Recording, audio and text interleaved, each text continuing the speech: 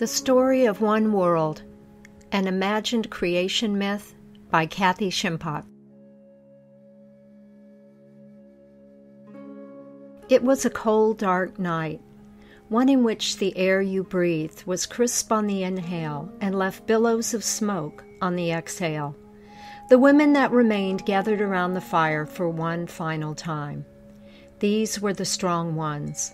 The men had died out long ago. This would be their last ceremony, the one that would change their world forever. The Ancient Ones stood ready to tell the story. It was the story of how it all began, the story that explained the mystery, the magic, and had given their lives meaning for a very long time.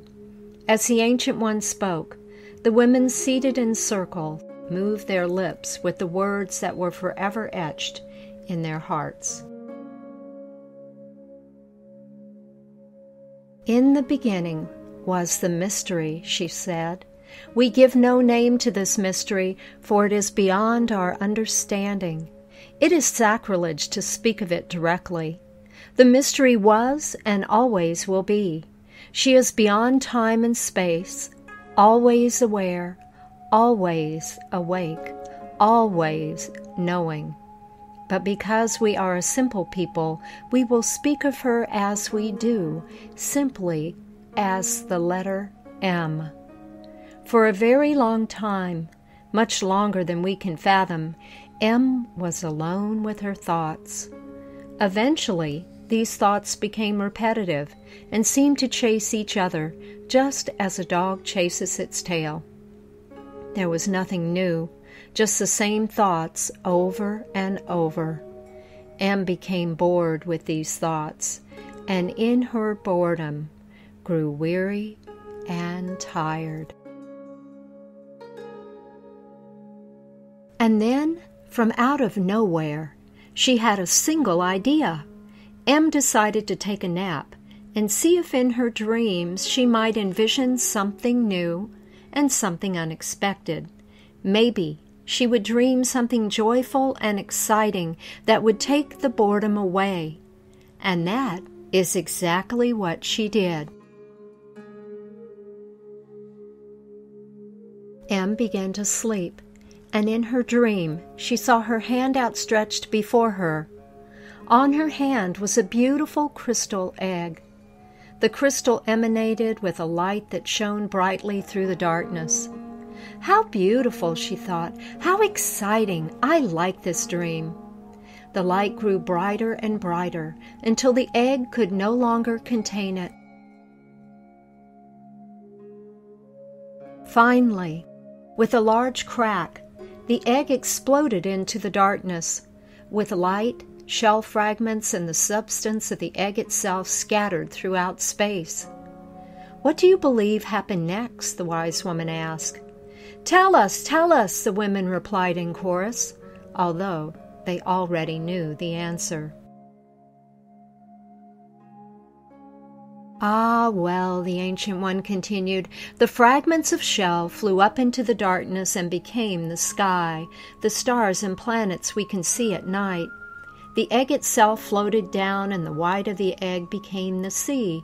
We still see its froth when the wind blows the waves. The yolk became our little island, of which at the center is this mountain. She pointed at the mountain before them. Very creative! What an excellent idea, M thought in her lucid dream state. Now what is to happen? And with that thought she went back to sleep, the old woman said with a smile. From her dream she envisioned lightning, which struck at both the land and the sea, giving birth to two goddesses. The goddess of the sea we know as God Ceus, and the goddess of the land as God Eris. These goddesses were born fertile. Their bellies were filled with all manner of life. The beautiful god Ceus was blue and green, covered with scales and all manner of water life as we now know it. She went to the very depths of the water to give birth to this life. The smallest plants were born first, and then on to the animals, the smallest, the middle-sized, until ultimately the largest, the great whale, was born. At the very same time, the beautiful god Eris was giving birth on this island, first to the smallest and simplest plants, and then to the larger and more complex trees. Next came the smallest animals, the middle-sized ones, and finally the largest elephants. But Godseus was not yet done, for there was one more creature to birth. It was the water beings, two-legged beings who, like M, had a mind and a consciousness that could ask questions and ponder the mystery. We call these beings the sea folk. They look very much like us, but live under the sea. Last to be born were the earth folk, that is, the women and men who originally came to live on this sacred island. "Ah," the chorus around the fire said. M smiled and said, "All is good." Yes, she repeated, M smiled and said, "All is good." And for a very long time, all was good. Both the sea folk and the earth folk lived in harmony. They pondered the mystery of their lives. They asked the questions of how, when, and where that were answered in the stories of our ancestors. These are the stories in which we experience the mystery. They honored and worshipped M as we understood her, through her expressions in nature, each other, and within ourselves. These stories served as our guide and gave meaning to our lives, but the questions always remained, and we lived in uncertainty, accepting that there are some things that are beyond our comprehension, and trusting in the dream of M. But the questions of why, who, and what were still unanswered. Over time, these questions began to eat away at some of the men and women, sea folk and earth folk. Why are things as they are? Who are we? What is our purpose, they ask. The questions consume them. Soon they began to build structures so they could stay within, asking the questions and pondering answers. Folks no longer looked for guidance in the stories or in nature. They no longer accepted the mystery or trusted in the dream. They only believed in their own thoughts and ideas. Eventually, these ideas became more structured and rigid. These were called osophies or ologies. Folks could now ask and answer the questions themselves. But knowing everything did not lead to continued peace.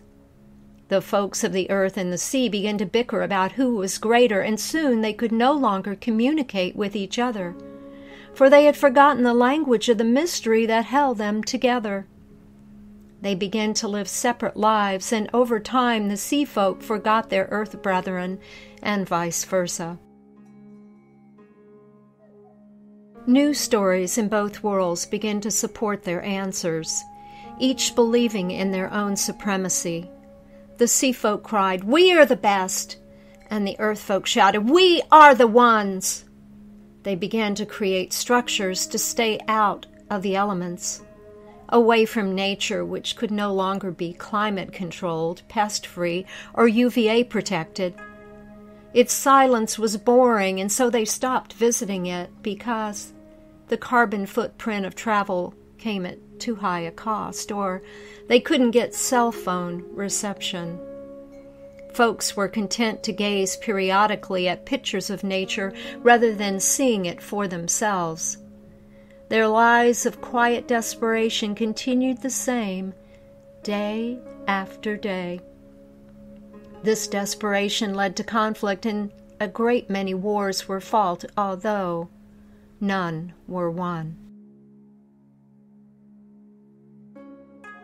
When it was over, a new society began, one that championed conformity.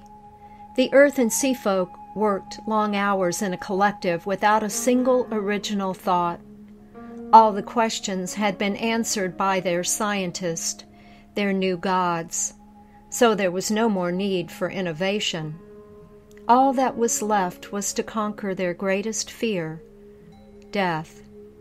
For the two-legged ones were still mortal. One day each would die. They struggle with this fear in many ways. First, they use the power of their mind to create ways to mask their age. Hair dye, facelift, vitamin elixirs. No longer honoring the wisdom of the elders, they wrongly thought they could cheat death in this way. But over time, that was not enough. So they started to substitute human body parts for artificial ones, until all that remained was an android body with a human brain. They were proud of their accomplishment, for this body, after all, would last forever. Yet even that was not enough, for they discovered that the brain eventually declined. All that could be done was to replace the brain with an artificial intelligence that held some memory or essence of the humans that once were. "Ah, foolish two legs," the chorus chanted. "They deserved what they were fated."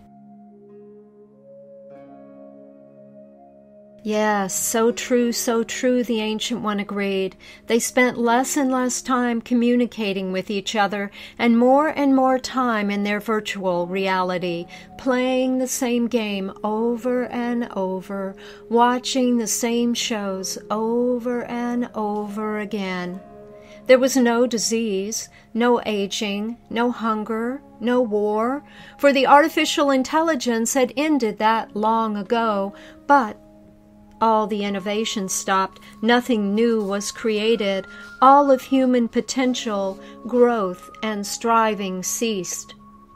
All that was left was the ghost of human thoughts, all connected like an unbroken loop of a chain within the artificial intelligence. There was no one to ask why.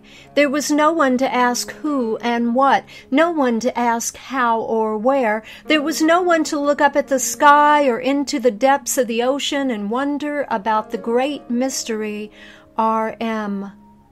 To these two-legged beings, M no longer existed. The artificial ones believed they were instead the supreme beings. "Arrogance comes before the fall! Arrogance comes before the fall!" The women rose and began to chant loudly. "We are the only two-legged human earth folk left on the land," the Ancient One raised her voice. "There are only a few human sea folk left in the sea. We still ponder the mystery.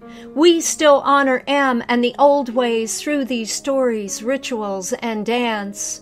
We sing our questions to the sky and sea. We embrace our parallel existence and trust in the dream. We are few. God see us and God hear us have left us in sorrow. M will soon awaken, and her dream will be over." She looked at the few women before her and saw tears in their eyes. "We have loved M and honored her name. We have cared for the earth and the sea and loved each other as expressions of her divine nature. We have done what we can, but our time has run out. It's time to return to the place of our beginning so this dream can end."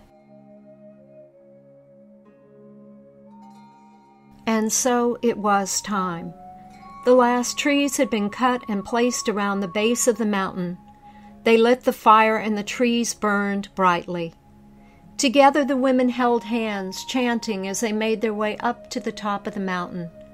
At the same time, the sea folk were making their way to the bottom of the ocean, where a large piece of eggshell lay undisturbed for many a year.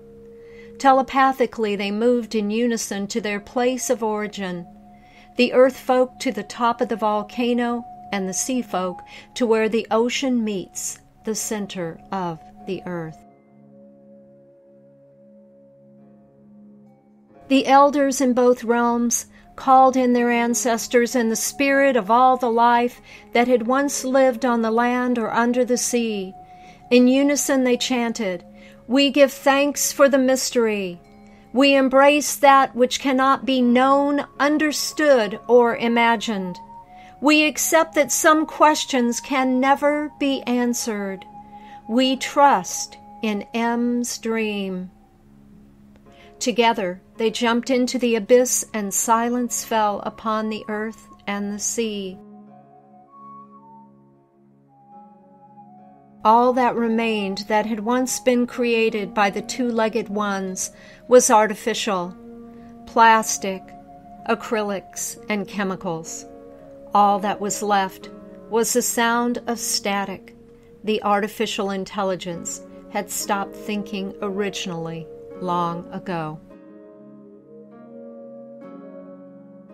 Every piece of shell that once made up the sky flew down to a single point. The sea transformed back to the egg white, and the island the yolk. All came back together as a beautiful crystal egg on the hand of the mystery. All was as it began. M stirred and awoke. How disappointing, she thought. I think I'll stay up a while and ponder this for a bit, and then perhaps I'll nap again. I wonder if I'll see any of these folks in my next dream.